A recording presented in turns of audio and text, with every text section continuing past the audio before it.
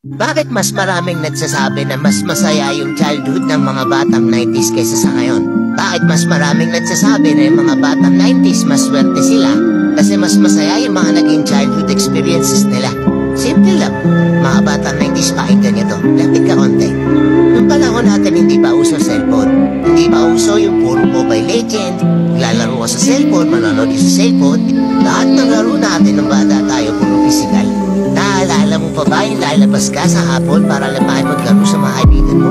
Yung tipong nababatrip ka na kasi nabuburot ka na sa laro.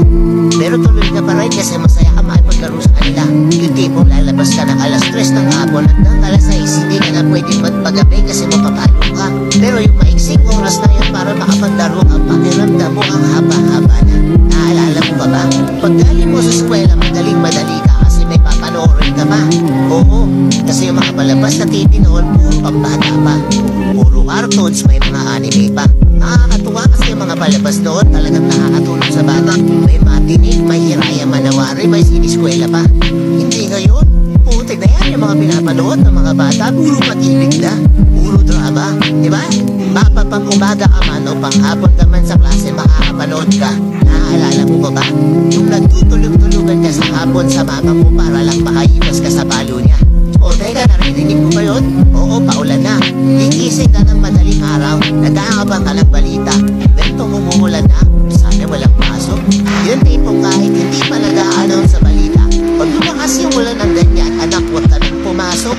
Manood ka na lang sa TV ha. Makikipagtampisaw ka sa ulan kasama ibang mga bata.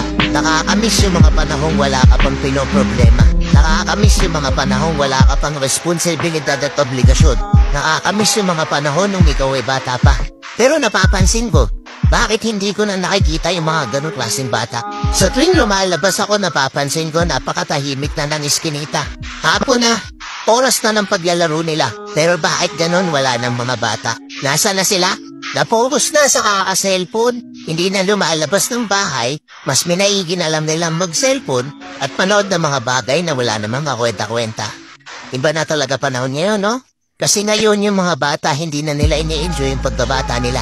Hindi na sila lumalabas para makipaglaro sa mga kalaro nila. Nagbabago na talaga yung takbo ng mundo, di ba? Kaya ako tatanungin, oo. Masaya ako na naging parte ako ng batang 90s na to. Kahit isa rin ako dun sa mga batang napapalo dahil sa sobrang kakulitan ko. Hindi ko pinagsisihan yung mga memories ng mga panahong masaya pa akong nakikipaglaro sa mga kaibigan ko. At alam kong ganun din kayo. Mga batang 90s dyan, uy. Alam kong naandyan pa sa puso nyo yung inner child nyo. Tatanungin ko kayo, mas masaya nga ba talaga yung mga panahong hindi pa sikat yung teknolohiya sa mundo? Let's go.